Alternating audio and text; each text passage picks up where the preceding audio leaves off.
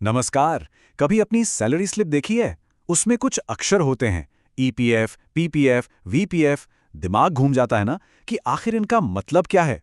तो आज हम इन्हीं उलझे हुए अक्षरों के कोड को क्रैक करेंगे और समझेंगे कि ये बचत के लिए कितने जरूरी हैं। चलिए शुरू करते हैं। हाँ, अक्सर ऐसा ही होता है। हम अपनी सैलरी स्लिप देखते हैं, ये अक्षर दिखते हैं और हम बस ठीक है, जो भी है कहकर आगे बढ़ जाते हैं। अगर ऐसा होता है तो आप बिल्कुल सही जगह पर हैं।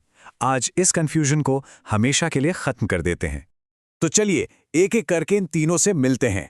इनको ना अपनी पर्सनल फाइनेंस की टूल किट समझिए। ये वो औजार हैं जो भविष्य को सुरक्षित बनाने में मदद करते हैं। तो सबसे पहले बात करते हैं ईपीएफ की, यानी एम्प्लॉय प्रोविडेंट फंड। ये समझिए कि आपकी नौकरी ने ही आपके लिए एक ऑटोमेटिक गुल्लक लगा दी है।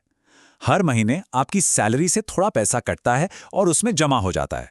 ये एकदम ऑटो पायलट मोड वाली सेविंग है। अब आता है पीपीएफ, पब्लिक प्रोविडेंट फंड। ये समझिए डीआईवाई सेविंग्स है, मतलब डू इट योरसेल्फ। ये हर भारतीय नागरिक के लिए है, चाहे कोई नौकरी पेशा हो, बिजनेसमैन हो या फ्रीलांसर। यहां सब अपनी बचत के खुद ही बॉस हैं। और आखिर में है वीपीएफ, वॉलंटरी प्रोविडेंट फंड। इसको आप अपनी सेविंग्स का एक्स्ट्रा बूस्टर डोज मान सकते हैं। ये खासतौर पर उन सैलरी वाले लोगों के लिए है जो सोचते हैं कि यार ईपीएफ तो ठीक है, पर मुझे और ज्यादा बचत करनी है। ये आपकी सेविंग्स को सुपर चार्ज करने का तरीका है। ठीक है, तो अब तीनों का इंट्रोडक्शन तो हो गया। अब आता है असली मजा, इनका आमने सामने का मुकाबला। चलिए इनको जरा बारीकी से देखते हैं और समझते हैं कि इनमें मेन फर्क क्या है।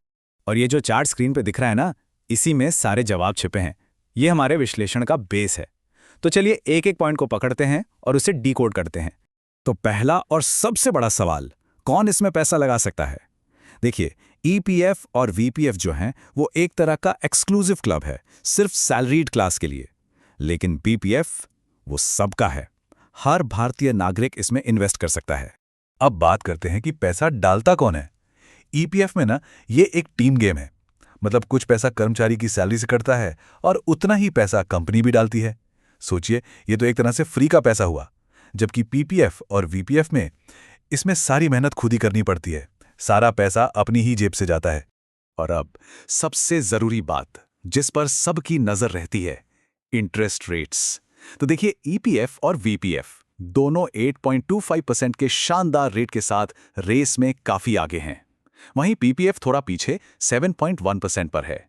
तो अगर सिर्फ रिटर्न की बात करें तो ईपीएफ और वीपीएफ यहां क्लियर विनर हैं। और एक बहुत ही अच्छी बात यह है कि ये जो रेट्स हैं ये सरकार तय करती है।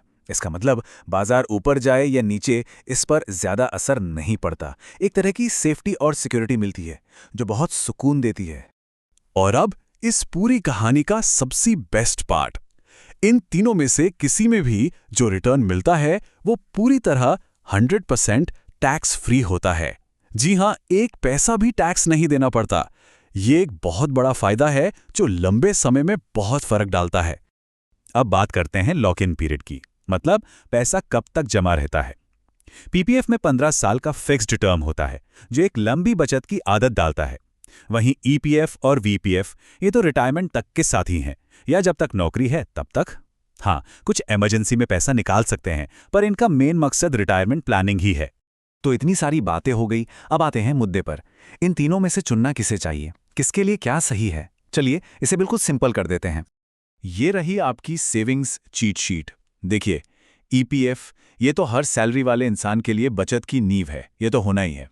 पीपीएफ ये सबके लिए है, एक फ्लेक्सिबल लॉन्ग टर्म ऑप्शन।